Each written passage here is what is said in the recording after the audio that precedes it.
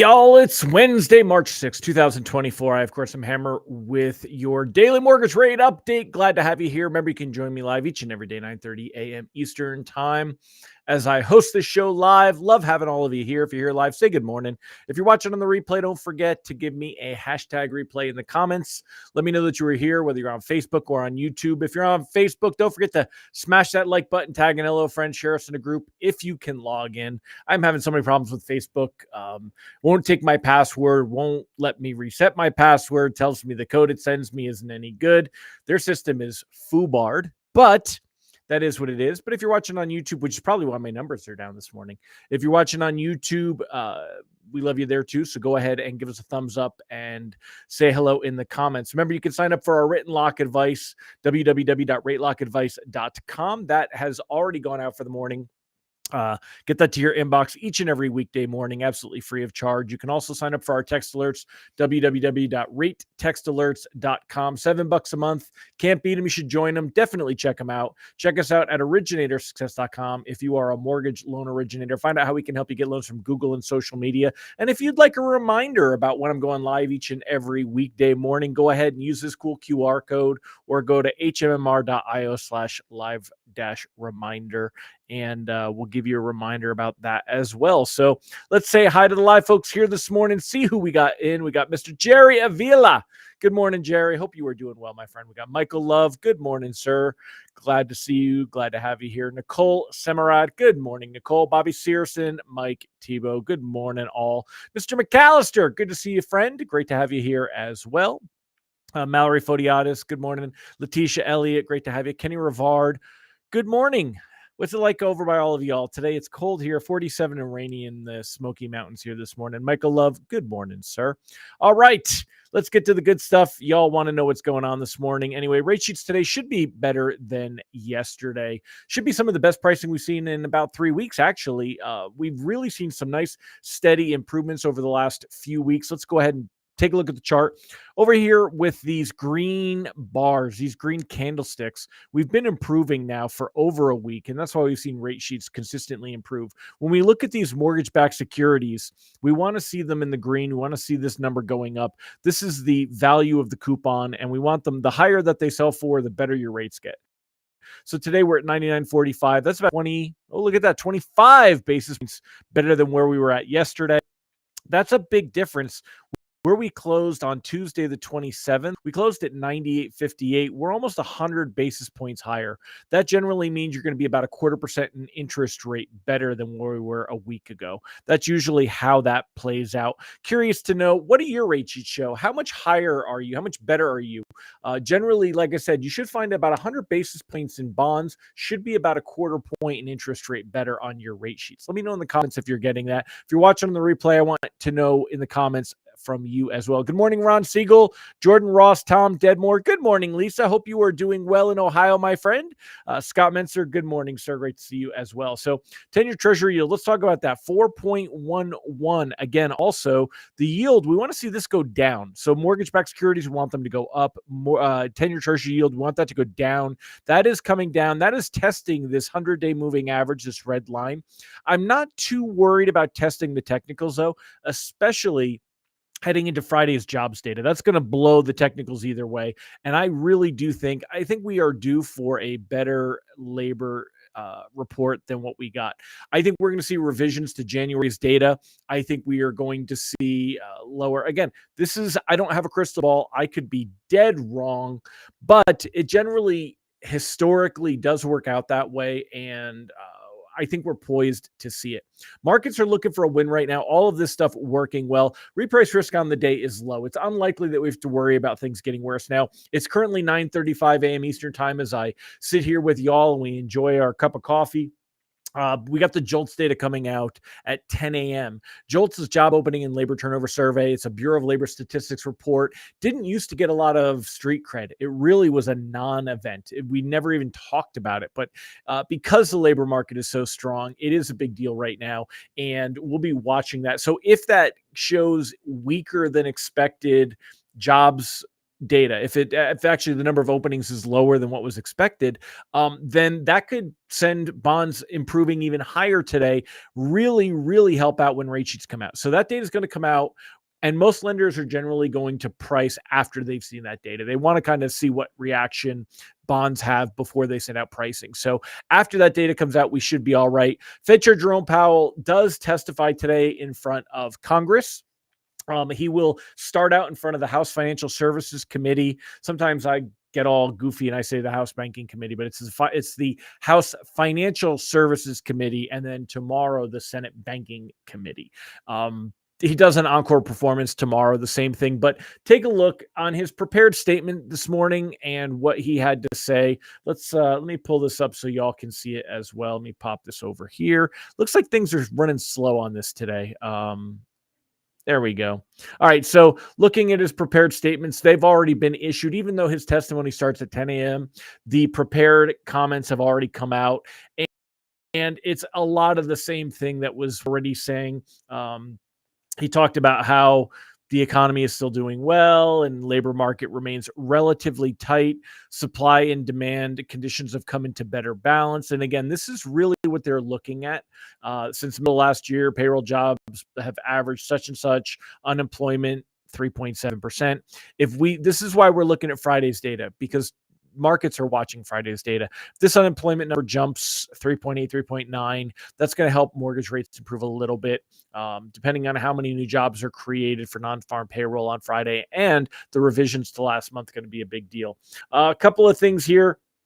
Longer-term inflation expectations appear to have remained well anchored, as reflected by a broad range of surveys, households, businesses, forecasts, et cetera, et cetera, et cetera. He talks about the PCE and where that is and different things. Now, it's, again, these are the main things. We remain committed to bringing inflation back to our 2% goal, keeping longer-term inflation expectations well anchored, restoring price stability essential to set the stage for achieving maximum employment and stable prices over the long run.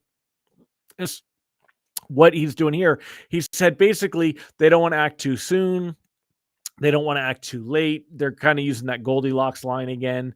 And, it's always that same assessing incoming data and in considering any adjustments to the target range, carefully assessing the incoming data, the evolving outlook, and the balance of risks. The committee does not expect it will be appropriate to reduce the target range until it has gained greater confidence that inflation is moving sustainably towards 2%.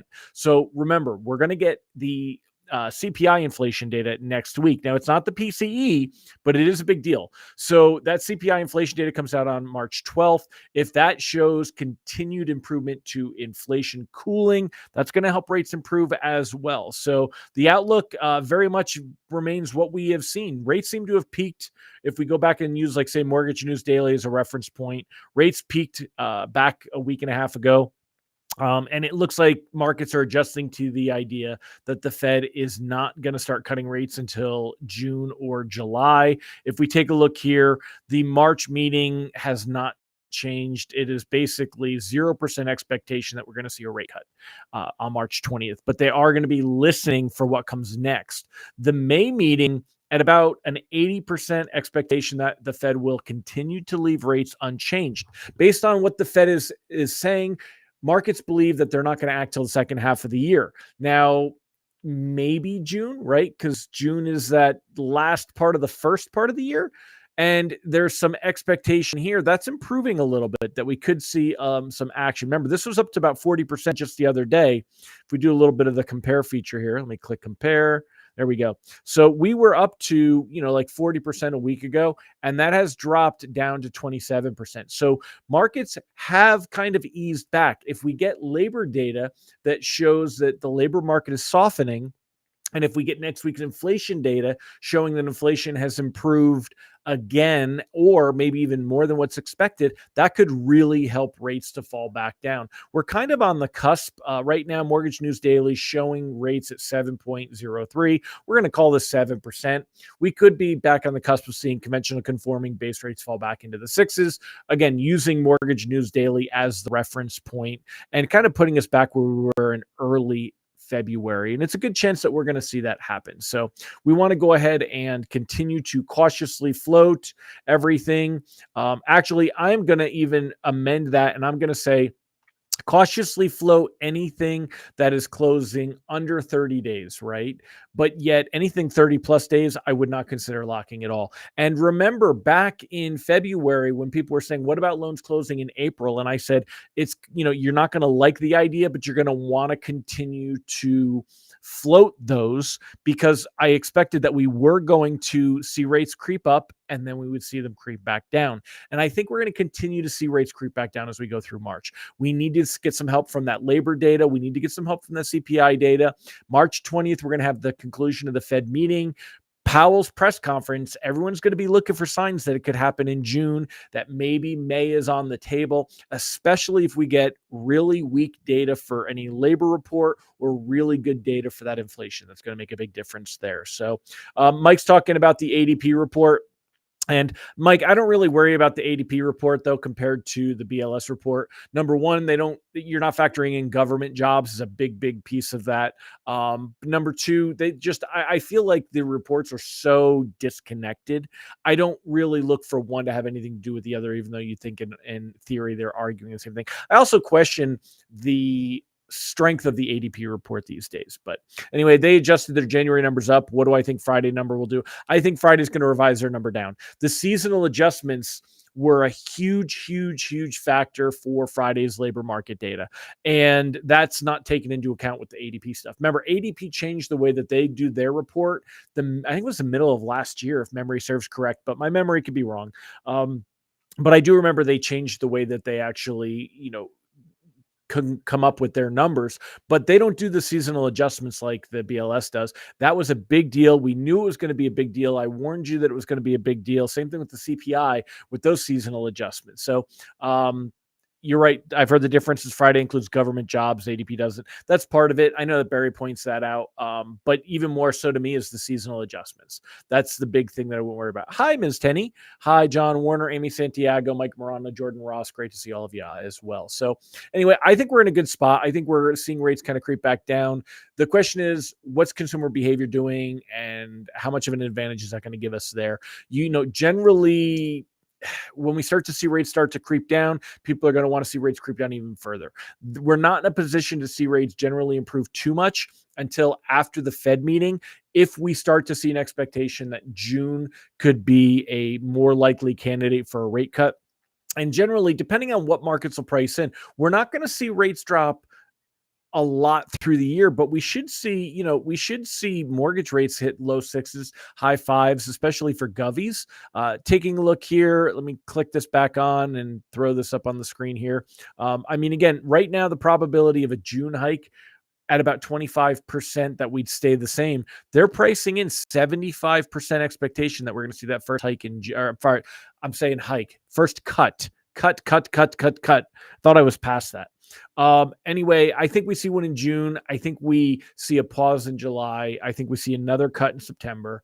I think we see a pause in November and another cut in December, unless we see signs as we get into that second half of the year that the lag catches up and the economy slows down and we see, more concern about the fact that the Fed needs to act quicker. But I don't think that's going to happen. I think that even if we don't see the first cut until July, I think you'll see July, November, and December then. But I think they want to kind of go every other month. They want to give it time.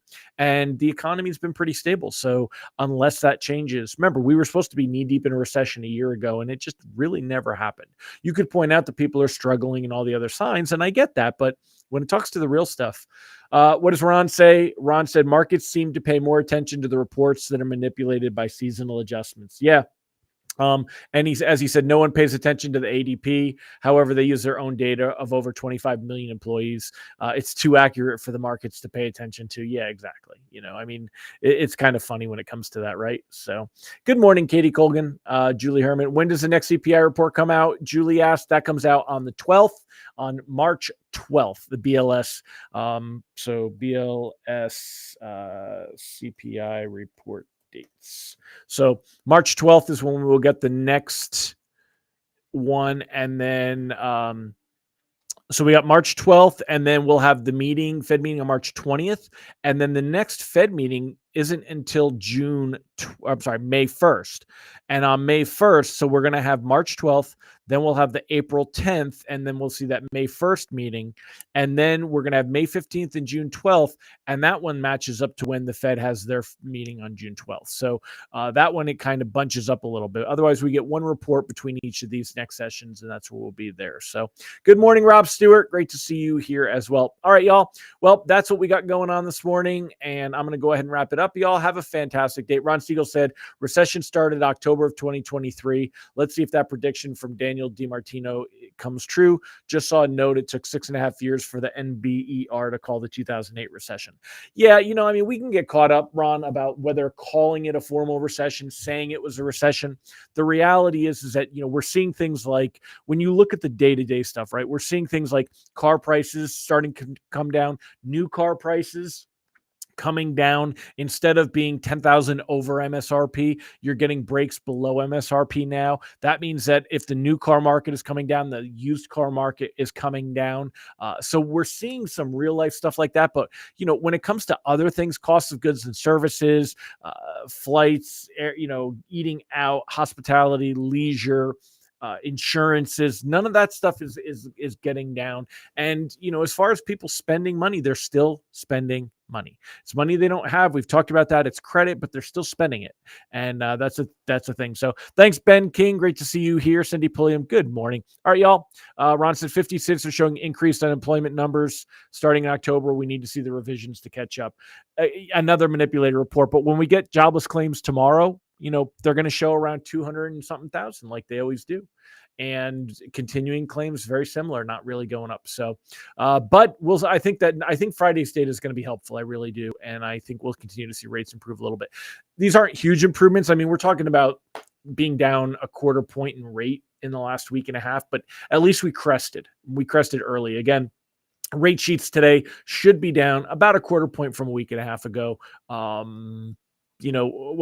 Actually should be down from the best rates that we've seen in about 3 weeks, going back to earlier in February here. So, a good sign. We haven't seen that. And I think we will see that. We had one day here. Where's 6.96? I just saw it a minute ago.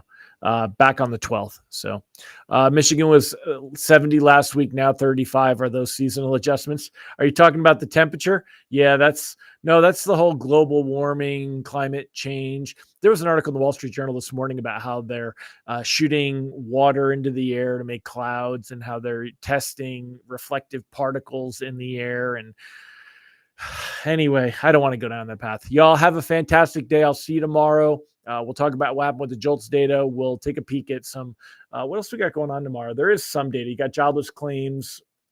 I have to see what else we got here. Jobless claims calendar. Come on. Bear with me. I'm looking here. I got to switch to this. So we got jobless claims, ECB rate decision. We've got Powell's second. We got the Fed's beige book later today. I didn't even mention that. You know why? Nobody's going to care about it. It's not going to have any effect. It's at 2 p.m. It's not going to be a big deal. No one's going to watch it. And then consumer credit change tomorrow at 3 p.m. And that's not going to be a big thing either. So, all right, y'all have a fantastic one. This is the third time I've said I was signing off. I'm going to do it for real this time. Have a great one. Bye-bye.